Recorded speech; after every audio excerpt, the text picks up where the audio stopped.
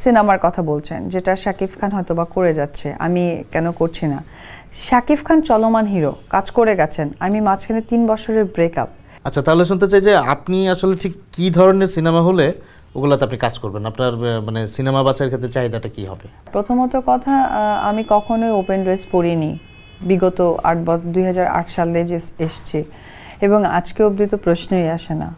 তো যেখানে গিয়ে আমার খুব বেশি আটকে যায় ড্রেসের, বা কিছু কিছু যে নায়িকারা যে আপনার গানগুলো করে, যে আইটেম সংগুলো করে, রাইট, তো ওই জায়গায় এসে আমি কিন্তু একদম বাংলা একটা, আমাদের সিনেমার ভাষায় বলে কবি নীরব, ওইখানে গিয়ে আমি নীরবতা পালন করি। আর সেকেন্ড ইস্যু হচ্ছে যে ধরেন কিছু কিছু প্রডিউসার যারা আসছে, যে নায়িকারা বছরে একটা হলেও কাজ করছে, তাদের মধ্যে খুব ভালো বন্ধুত্ব সম্পর্ক, তাদের সাথে অনেক গল্প, সিটিং মিটিং। আমি তো তখন বিগত এত সিটিং মিটিং গল্প নিয়ে কখনো বসিনি, সো ওই টাইমিংটাও আমার সাথে অ্যাডজাস্ট হয় না। ইচ অ্যান্ড এভরিথিং, সিনেমার মান বলতে পারেন, সব কিছু মিলেই একটু পেছানো। বাট আমাকে যে নিবে, অপু বিশ্বাসকে, যেমন শ্বশুরবাড়ি জিন্দাবাদটা আমার করা হলো, ওটা যেহেতু RTV সিনেমা ছিল, তারা অপু বিশ্বাসকেই নিয়েছে। আর আগামীতে আমি নিজেকে আরেকটু প্রিপেয়ার করি, তখন যদি ভালো কোনো অফার আসে ডেফিনেটলি আমি ফিরিয়ে দিব না, আমার মতন করে যদি আসে। বাট আমি কোয়ান্টিটিটা চিন্তা করছি, মানে সংখ্যায় না, আমি মানে বিশ্বাস করছি। যে সংখ্যার প্রশ্ন যদি আসলো, তাহলে এটা জানতে চাই, একটা সময় কিন্তু আপনার অসংখ্য ছবি রিলিজ হয়েছে, হ্যাঁ, এখন সেই সময়টা নেই, এটা মানে এটা কষ্ট দেয় বা কোনো আফসোস কি তৈরি করে? না না না, আমার কষ্টটা এখানেই লাগে যে আমি যখন 2016 সালে যখন আমি আমার ছেলের কারণে চলে গেল, হ্যাঁ, তখন থেকে যে সিনেমা ইন্ডাস্ট্রি বন্ধ হয়ে গেছে, বন্ধ বলতে মানে একটু একদমই মানে বন্ধই বলতে পারেন। যেখানে বাংলাদেশে আপনার বছরে মিনিমাম 100টা সিনেমা রিলিজ হতো, সেখানে বছরে 30টা হওয়া কঠিন হয়ে গেছে। তারপরও সাফটা চুক্তি, এই সেই সব কিছু মিলে আমার কাছে মাঝে মাঝে খারাপ লাগে যে আমি কি সিনেমার লক্ষ্মী ছিলাম?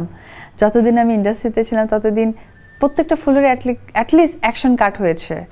আমারই ছিল 5টা ছবি, যদিও বা আমার কো-আর্টিস্ট শাকিব খান ছিল, বাট আমি কি লক্ষ্মী ছিলাম যে আমি গেছি আর একটা সিনেমাও নাই? আপনি বলতে চাচ্ছেন 2016 সাল থেকে আমরা পেছন দিকে যাচ্ছি, যখন থেকে আপনি আড়ালে চলে গেলেন। সত্যি কিনা? অনেস্টলি স্পিকিং, আপনাদের হাতে কলম থাকে, সিনিয়র পরিচালকরা এটা বলেন, প্রযোজকরা বলেন, আর্টিস্টদের রেমুনেশন নিয়ে ওনাদের কথাটা হচ্ছে যে এখন সিনেমা ক্রান্তিকাল, ভালো সিনেমা হচ্ছে না, সিনেমা হলেও সেগুলো চলছে না। কিন্তু এর মধ্যেও মানে যখন সময়টা চলে আসছে এরকম যে শিল্পী এবং কলাকুশলীদের কম্প্রোমাইজ করা উচিত নানান বিষয়ে, প্রযোজক যেন আগ্রহী হয়, সেখানে দেখা যাচ্ছে যে মানে সম্মানই বাড়ানোর একটা প্রতিযোগিতা সবার মধ্যে। এটা আসলে না বুঝে, যেসব আর্টিস্টরা টাকা চায় এটা না বুঝে।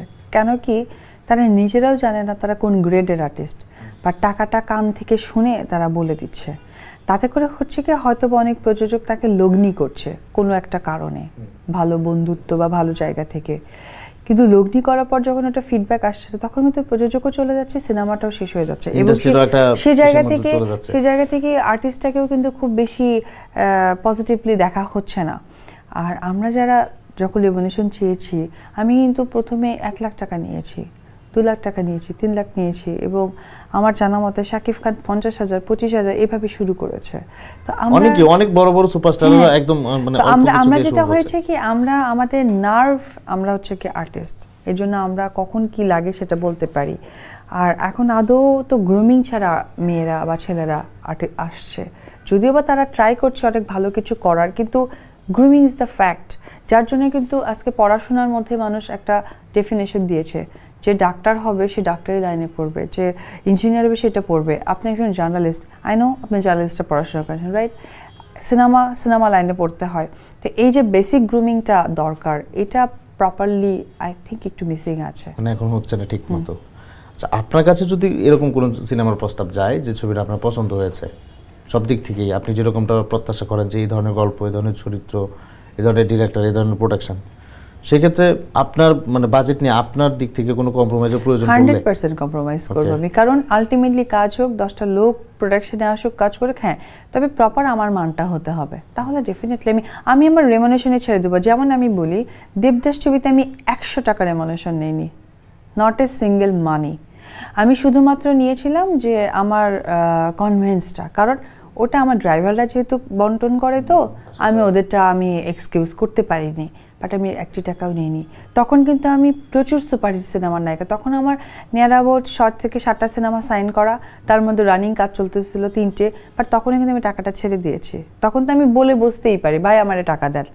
তো আজকের ডেটে আমি কেন ছাড়বো না? আজকের ডেটে আমি আরও ভালো মানের সিনেমা পেলে আমি একটি টাকাও নেব না, আমি কাজ করব, বাট আমি চাই ইন্ডাস্ট্রি ঘুরে দাঁড়াক। আপনার এই প্রত্যাশার সাথে আমরা একটা প্রত্যাশা করতে চাই প্রযোজক অপু বিশ্বাসকে দেখার, কারণ আপনার সমসাময়িক এবং আপনার আগে আপনার পরে অনেক নায়িকারাই প্রযোজনে এসেছে। তা আপনারও মাশাআল্লাহ অবস্থানটা বেশ ভালো, অনেক ছবি আপনি করেছেন, আপনার আজকের প্রেক্ষাপটে আপনি বেশ ভালো আছেন। তো সেই দিক থেকে প্রযোজনার কোনো পরিকল্পনা আছে কিনা? একদমই নেই। কেন নেই? আমি সেটা কন্টিনিউ করতে পারবো না, সেখানে আমি ফাজলামি করতে পারবো না। আমি যেমন নায়িকা অপু বিশ্বাস, আজকে আমি যত সিনেমা করেছি তাতে করে আমার কাছে মনে হয়েছে আমি একজন নায়িকার কাতারে পড়তেই পারি। কিন্তু আমি একটি সিনেমা করলাম, 2টি করলাম, 3টেতে যদি ফিডব্যাক না পাই তখন আমি করব না। তো কিছু কিছু লোক তো তখন আমার সাথে ইনভলভ হয়ে যাবে, তাদেরকে আমি বেকার বানিয়ে ফেলবো। বাট তারা যেন এই প্রত্যাশা নিয়ে আমার প্রতি না থাকে, সেই জন্যই আমি প্রযোজনায় আসবো না। কারণ প্রযোজনা কাজ আমার নয়, প্রযোজনার কাজ বাইরে ইনভেস্টারদের। যখন বাইরে থেকে তারা ইনভেস্ট মেন্টালিটি নিয়ে আমাদের মধ্যে আসবে, তখনই সিনেমার কিন্তু অবস্থানটা আরও উদ্বোধন হবে। আমার কাজ অভিনয় করা, প্রযোজকদেরকে ভালো কাজ উপহার দেওয়া, তাদেরকে ইন্সপায়ার করে আমাদের মধ্যে নিয়ে এসে ইনভেস্ট করা। আমার কাজ তো এটা নয়। শাকিব খান এবং আপনার বেশ কিছু ছবি আটকে আছে যেগুলো এখন